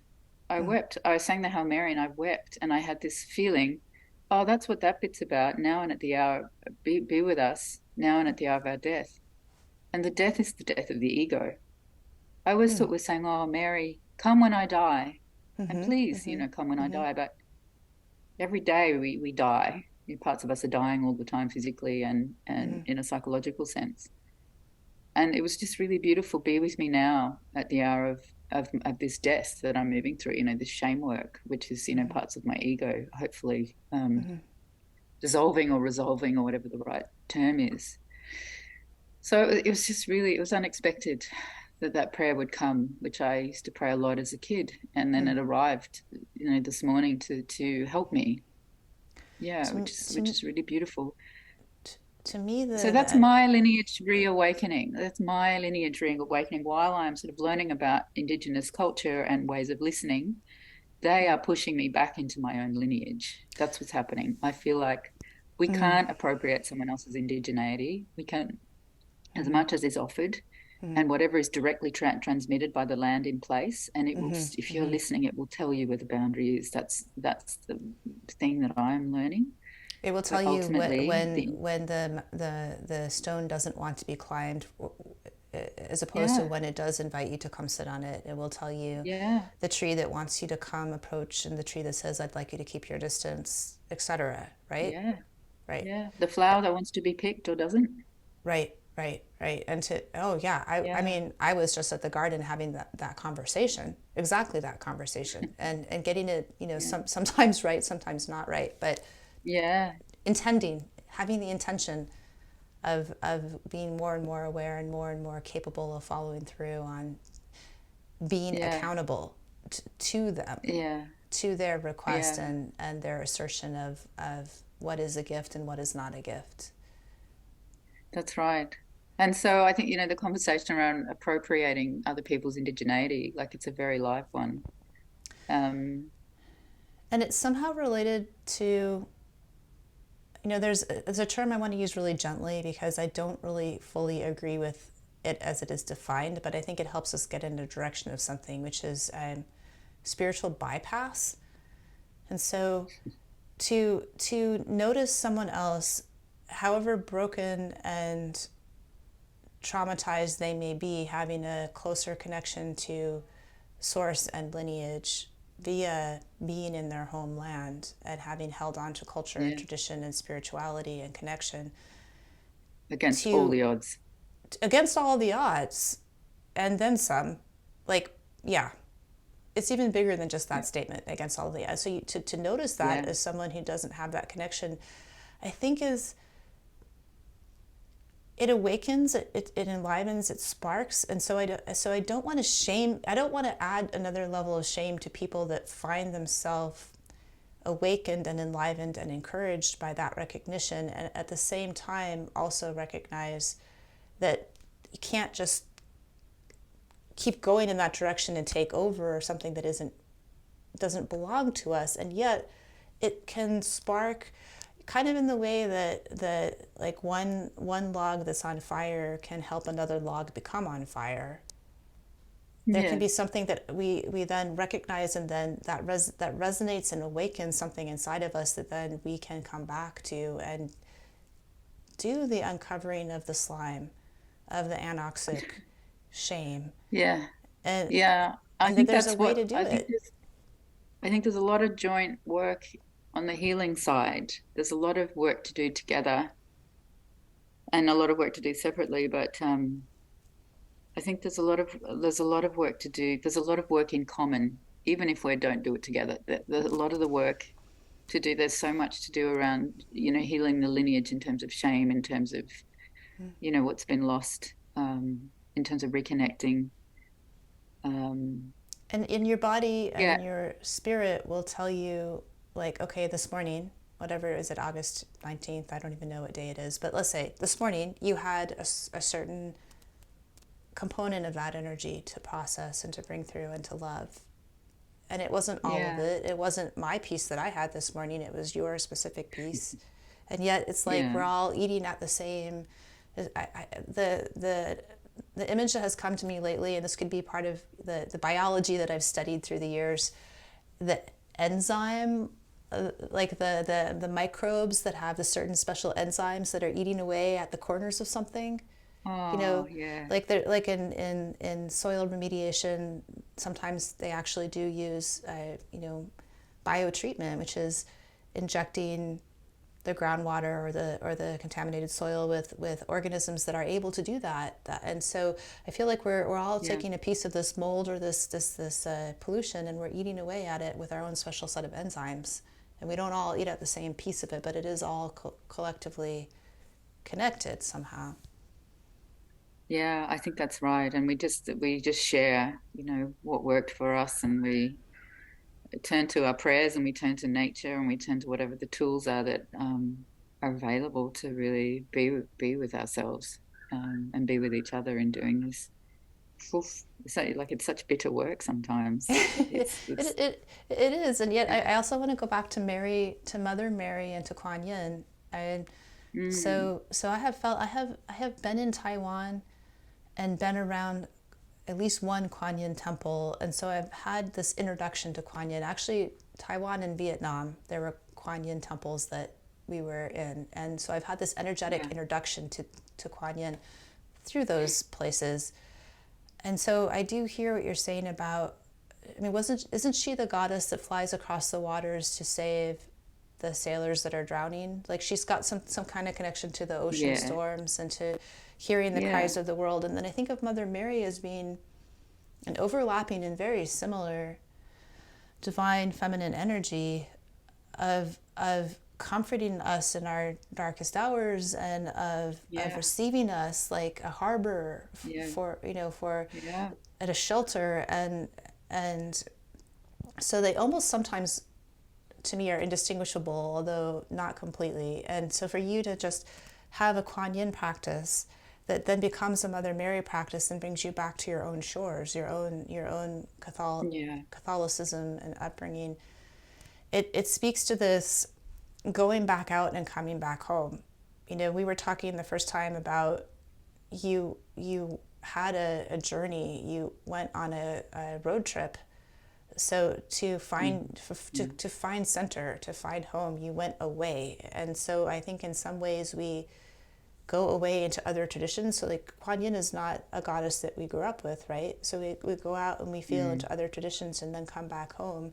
And there's a weaving of mm, that somehow that mm. happens. And I think the surprise for me is that it's not been I've not been looking for it. I've been running from it, to be honest, in this new song that's coming. Did you know I'd love to sing you this little bit of the song? Are you up Please for that? do. Oh, of course. Okay, What a delight, if it sounds actually. crap, if it sounds crap, we can just take it out. But There's always that it's the option, but I am seriously doubting that. I just want to play that. This is the bridge part of the song that's coming, Yeah. and I just love it because of what it's teaching me. and it's about shame and feeling your feelings basically. So there's this bit. I've been running away. I've been running away. I've been running away from history. Press this chalice against my lips. This poison carries elixir. Bless this chalice against my lips. This poison carries elixir. Yeah, anyway, that's the bridge. There's a lot to it that. Just comes. The chalice. So the chalice is, I mean, it's universal, right? But it also speaks to the sacrament.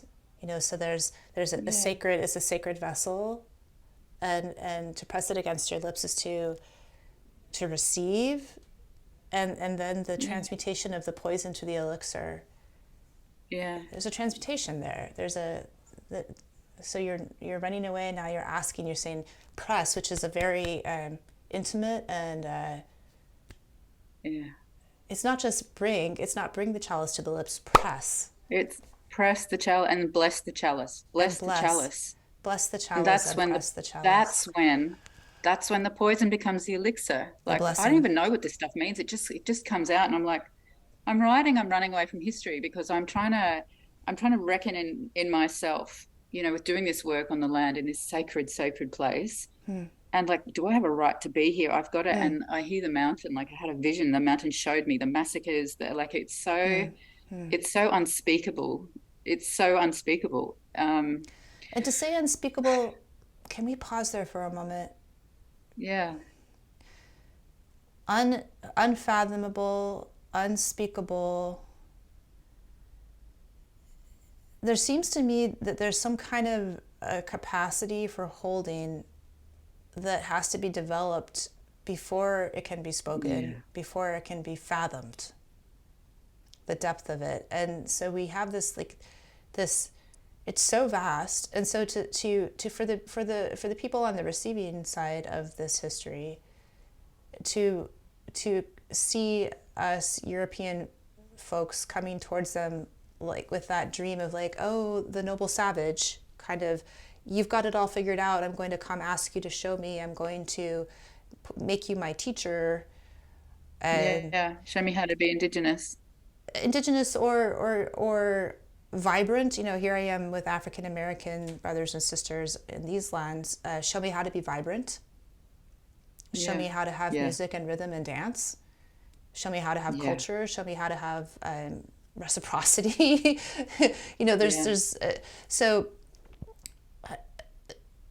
So to hold and to see is a deepening of all of our. We all somehow need to be expanding and are expanding the capacity to see. So the mountain showed you. So it's no longer. What was the word you used where you can't see it? It's no longer hidden. So I forget the word that we had, but it's no longer unimaginable. I said it was unspeakable. Oh, unspeakable. I said it was unspeakable. So see, speak, fathom, imagine. It's no longer those things. It's actually coming up into the light. Well, it's interesting that the song, so what I'm reaching for in the song is, I've been running away from history. And that's the history of this land. That's what I was reaching for in the song. That's what I thought it was an exploration about, because the song begins, new day dawning quietly, new ways meeting ancient. New day, sweetest waking, open my sleeping eyes. So that's how the song begins. So it's really about help me see. It's a prayer and an intention setting.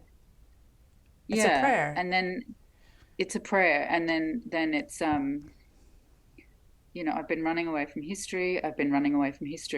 And I'm feeling as I'm in the songwriting kind of thing. And this song it's not coming easy by any means. It's really and then the bit that happened was press this chalice against my lips. This poison carries elixir. Mm. Bless this chalice. Mm-hmm. Because it's the blessing that makes the poison into elixir. That's Mm-hmm. the alchemy. Mm-hmm. That's the sacrament. Mm-hmm. And so it amazed me that in reaching to understand my own responsibility and, I guess, the scourge, to use quite a loaded word, but Mm-hmm. to understand how I am afflicted Mm-hmm. by my settlers' actions, the shame of it, Mm-hmm. to understand that the song tells me I have to reach into my own sacraments I have to reach, but the sacraments are coming towards me to heal me because I'm, I don't even know how to put words to it, but I'm just watching this song unfold, and that country's writing with me because I'm here with this mountain, and that's how mountain sort of talks to me in some senses. So it's I'm running from history, and then I'm like mountains giving me my own sacrament back. Mountains saying, "Press this chalice against your lips, because this is where the elixir is." Like just Hold it in sacred awareness and blessing. And so to bless, why is that not on my list of why did that not get on the first cut of the wall of peace verbs? yeah, to bless. That yeah. you have So I gifted feel us like with shimmering and blessing. mountain is giving me back my own sacraments in order to heal Can you help the us? wounds Sorry to interrupt of you. my ancestry. That's okay. Yeah. Mountain is sort of reawakening my own lineage, the sacraments of my own lineage So sacrament. so that I can. For Yeah. those of us that aren't Catholic, what is that actually? Sorry to interrupt you. That I was trying to understand that word. Oh, I think the sacraments, we just say they're the prayers. They're the ritual prayers. They're the Eucharist is a sacrament. So that's when, the bread that Christ offered at the Last Supper. Gosh, it's a long time since I even thought about this. It's There's been a long time. the body of Christ and the blood of Christ as represented by the bread and Yeah. the wine. So it's a ritual that is Yeah. imbued with So prayer. Yeah, so actually, this is a kind of deep point of doctrine and theology, but in Catholicism, it becomes through the act of praying, it becomes the body of Christ. It is the body of Christ, Mm-hmm. and that I don't. Given what we know now about science and how sound carries matter, it makes sense to me now. That's okay with me, if you say that I bless this and I feel this and invite this and I invite Christ into this, then Christ is in it. Christ is this. And so Christ you're becomes the body, so, becomes flesh, in that, and we receive Christ as flesh, as we become one with Christ in a really carnal sense through that sacrament. So it's deeply, whew, it's very carnal. carnal, so it's embodied. So sorry Yeah, to it's about interrupt you, but embodying. I'm seeking to understand. So Yeah, so you are co-writing the song. You are being taught.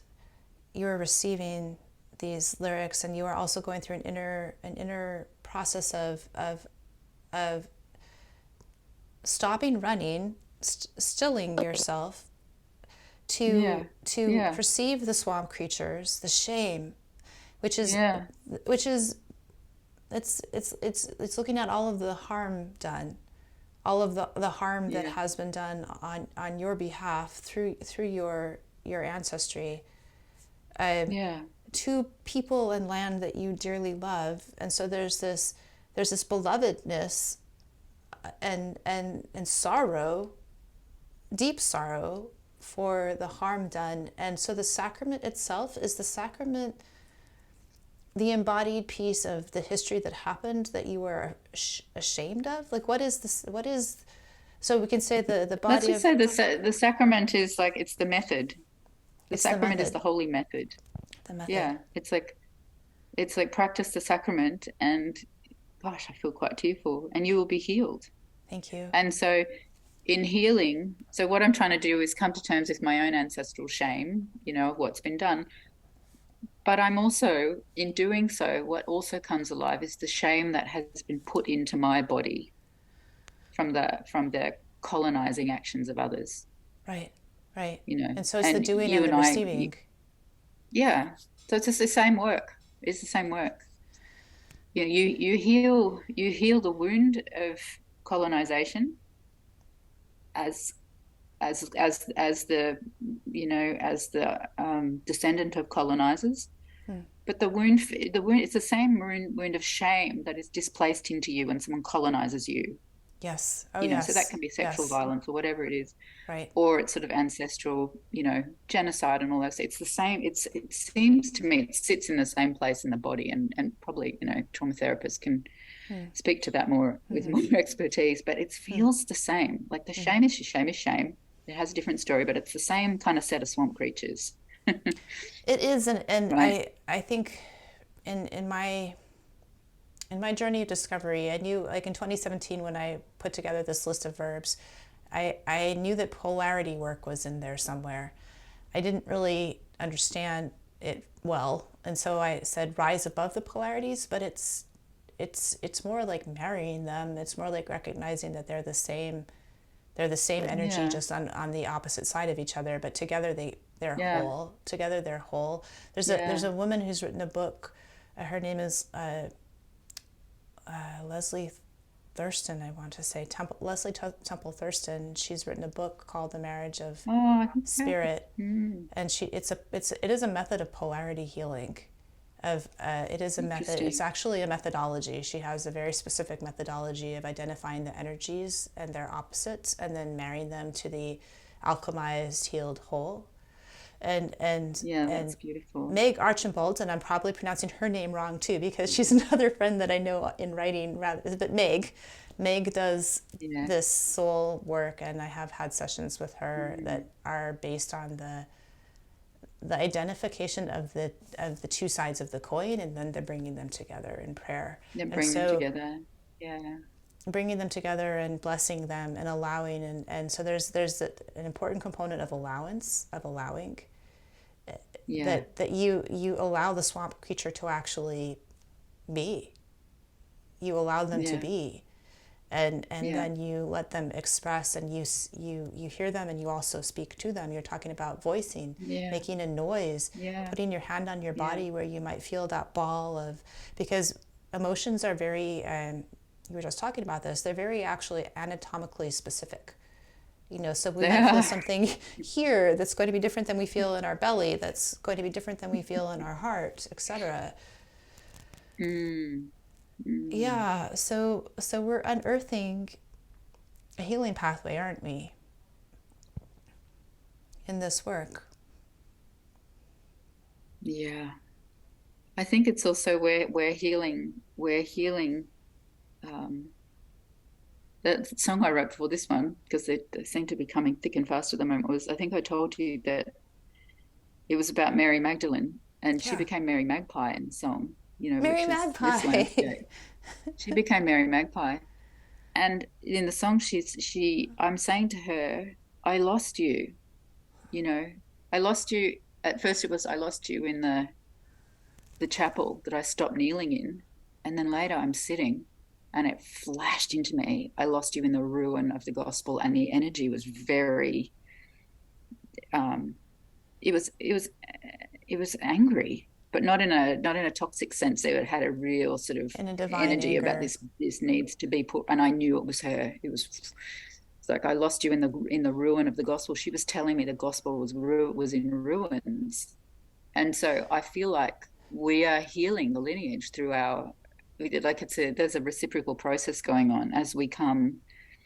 We come looking for mercy, but unwilling to accept the lies of the gospel. And they're not all lies. There's such beauty in the gospel, but there's some rubbish in there. And so Well, for to hear her say, it got taken over, and it got rewritten towards dominance and control and that's right, pillage. various translations, and yes, And and the we talk. making of Mary Magdalene, the beloved of Yeshua, the making of her into a prostitute, that is a desecration that there's a long way to go. And that's what I was feeling, the ruin of the gospel, like how dare that be done. So that, and even in voicing that,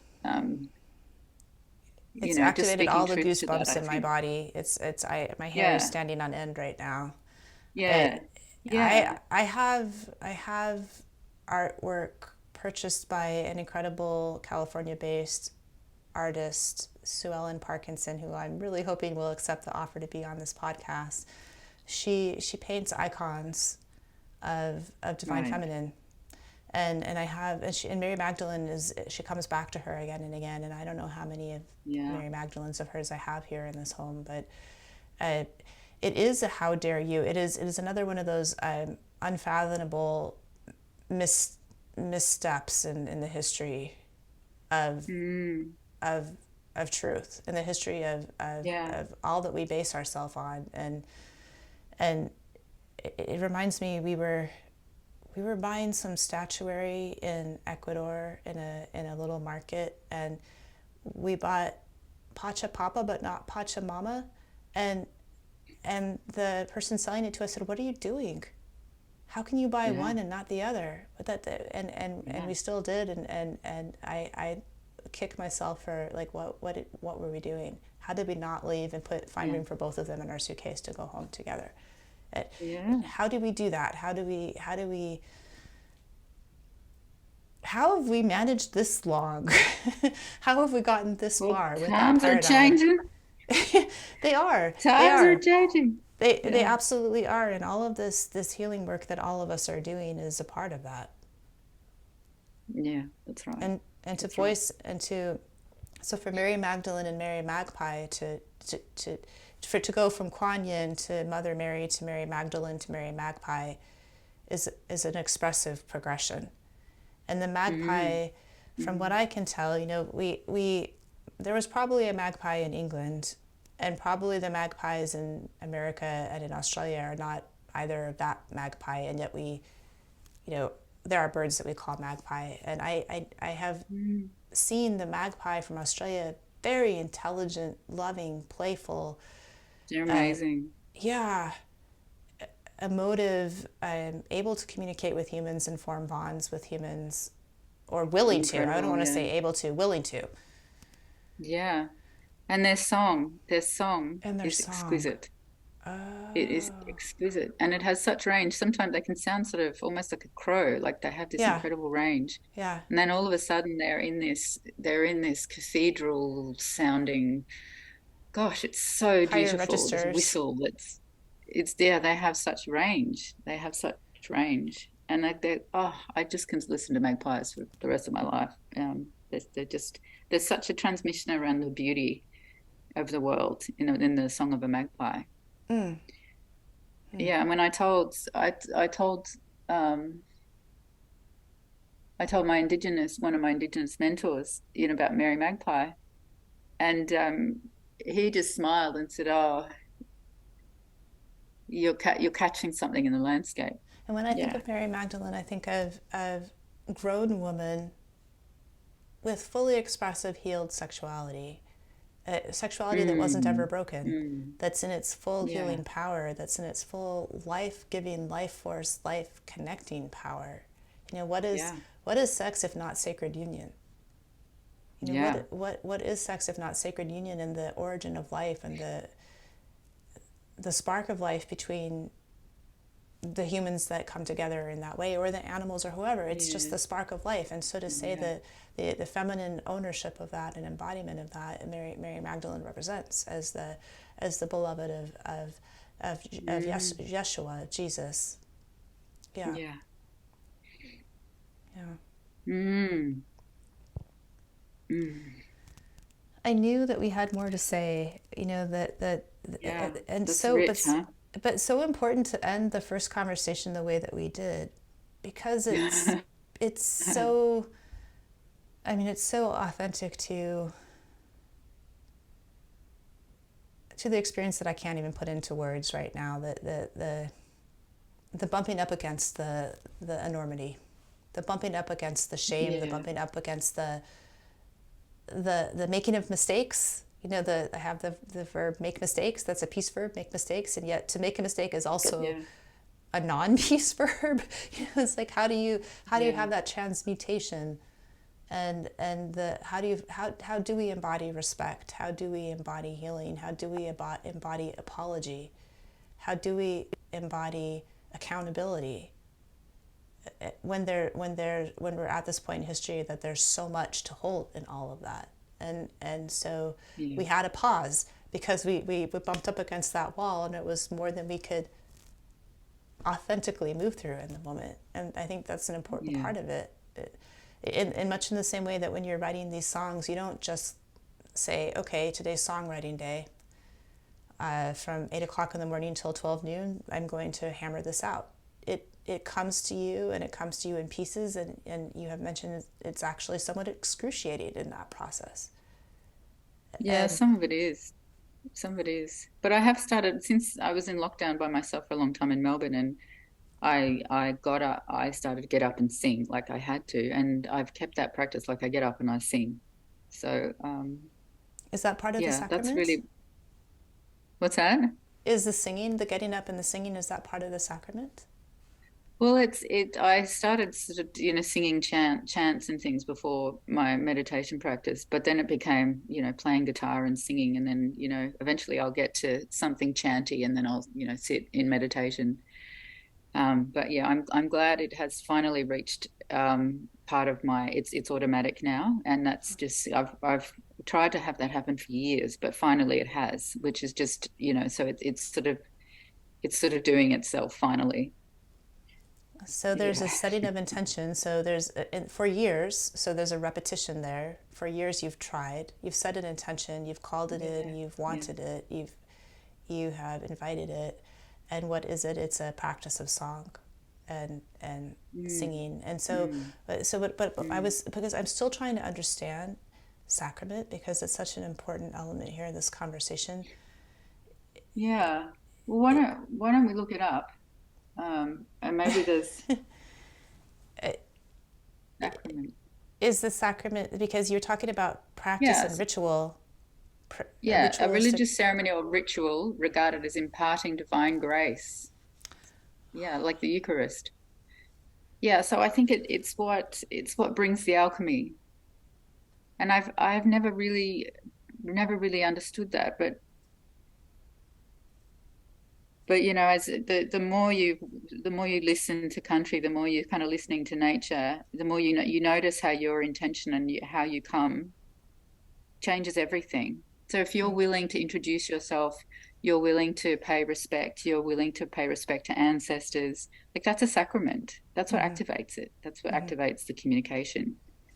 And it's funny, I was at a sweat lodge the other night, and when I was a kid, I used to smoke, and I love tobacco. And tobacco is such a holy plant It and is a teacher. holy herb. But sometimes I can be really greedy with tobacco. And there was someone there who was smoking a rollie, and I just met him, and I said to him, "Hey, can I have some of your ciggy?" And he just laughed. He said, "Yeah, come sit by me. We're going to smoke this rollie together." And we did, and it was just really lovely.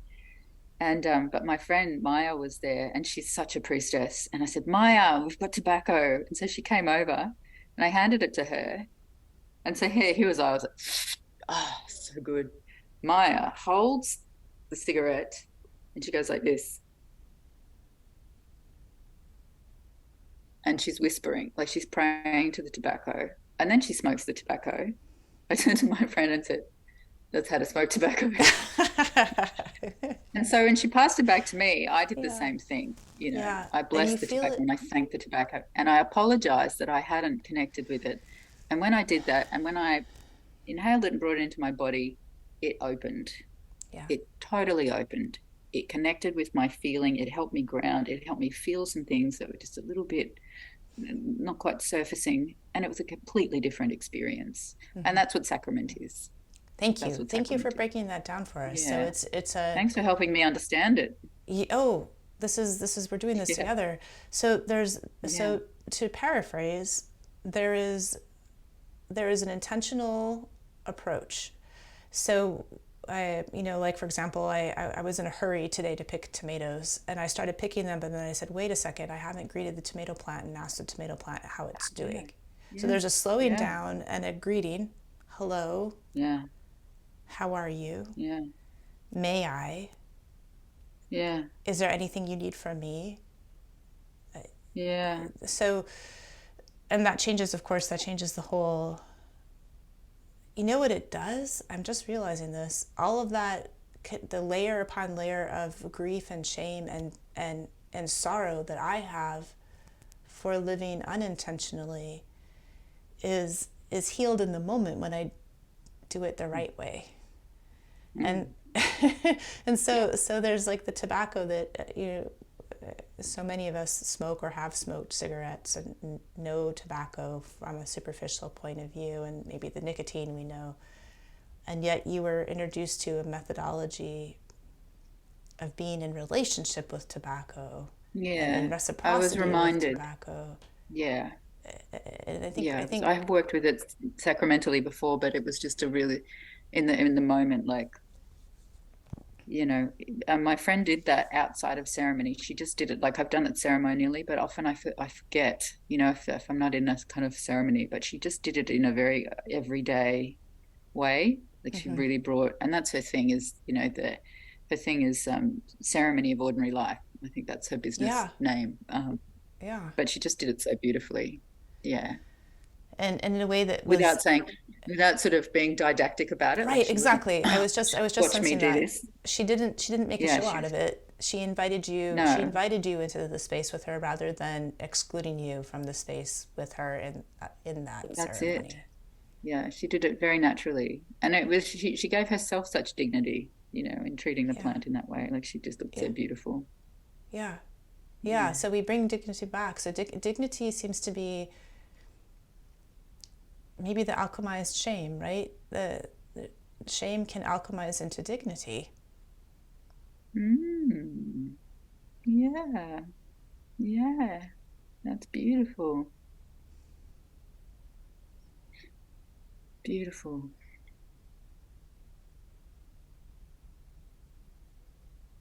Gosh, that's really landing.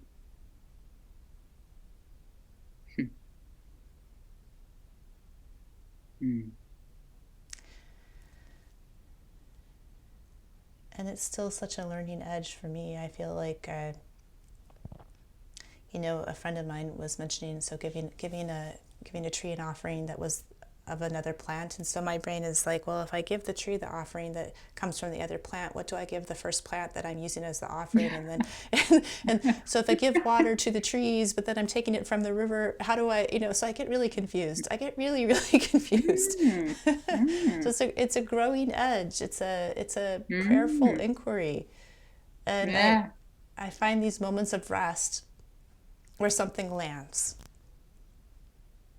and I can be Yeah. still in that recognition, in that receipt of the knowledge or the gift or the awareness, and then I'm off being confused again.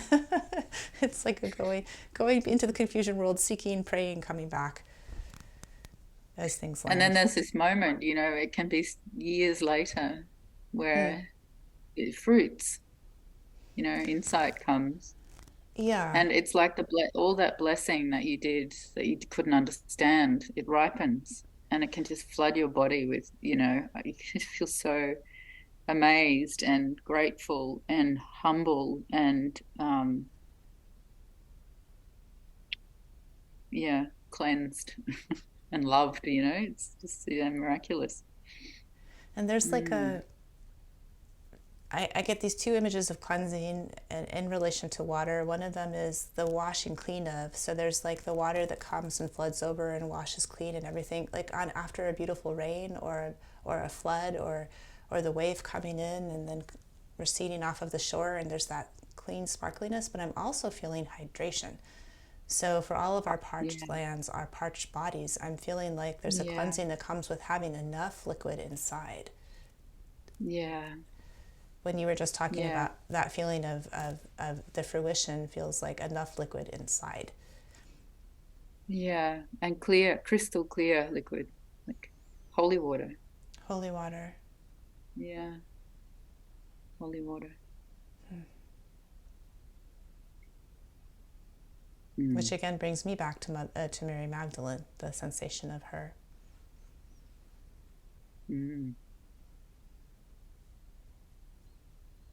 Mm.